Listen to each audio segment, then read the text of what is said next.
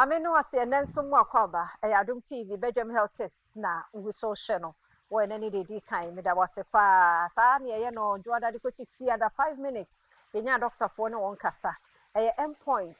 homeopathic clinic na da roma na dwumadie yetimi nya kwan ni mpanifo yi edi nkomo ntimi sra me do for yare nko ade a yanko doctor du boatin ho ya frɛ no so bia na bibi kire wadwen wo pomudin mu a obeje so the number is 0244867068 halitosis na wochi mu nkomo ayedie no eno obo ni nyina atofa ene yenhwe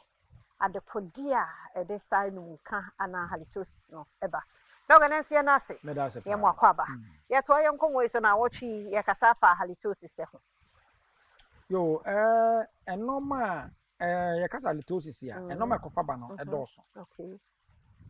obi wo ha na nye nanum se bi ne se de no am si kire mu no se bad breath no ebi de se no aye kire mu se obi de eye so bad se bebre no a feel depressed bebre no a no emomo ye isolated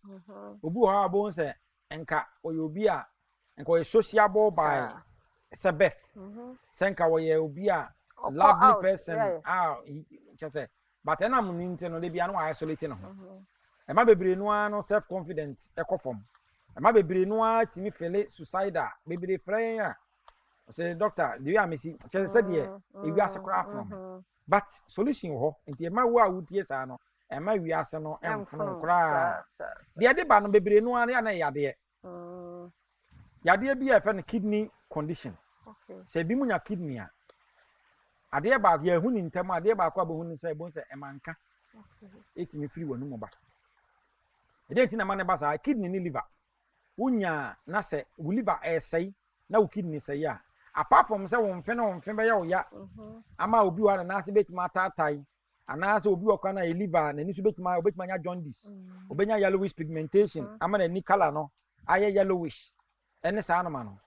ade ba ko abo say dan ho di kase pa na say etima nka efi ni say ni pananum ba de nti na manka ba say kidney ni liver no eye we a ene na boa body na detoxify efin efi hu na mbianim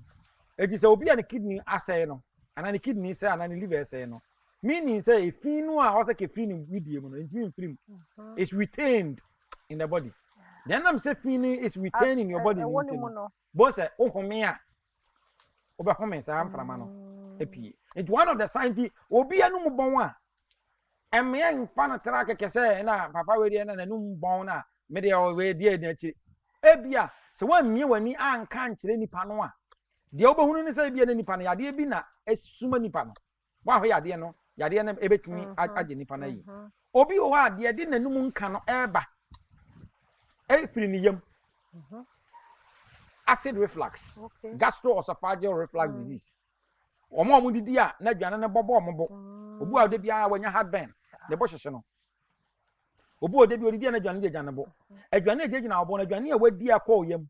akọfra acid so na dwane na bo aba obo enti se adwane a yedie se bi se wudi kosua ya chie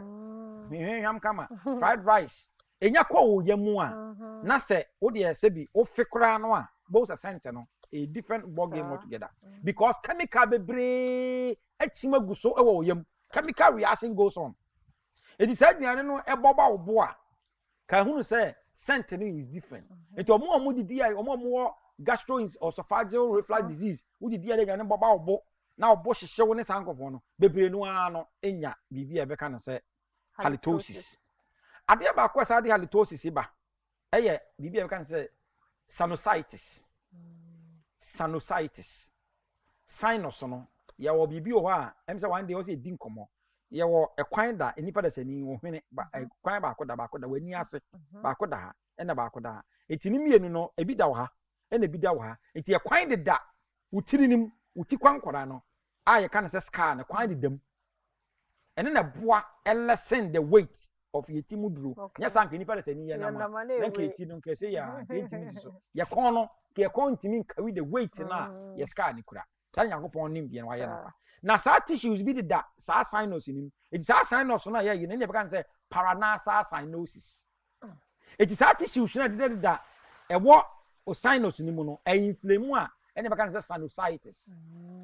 etumo say wo de ne ye na say infection abam bo say da bia na ohwene masisi etu obi wo da bia na ne hwene mu firi nsuo da bia ne hwene masisi da bia ne hwene mu da bia obi yi flames efi ne minim okwan na say nipa no bo say enka after a while no bo say enka because infection aba the sinus ya di see adia na end point will be particularly what chena you to causes no because you make say pa ya wo no ma bebre why this as halitosis ne ba ye yade ma yan and despise wo mo na ye mmoa wo mo halitosis ye medical condition end point will be particularly wo medical condition bia bomode na frɛ 0244 86 70 68 0244 86 70 68.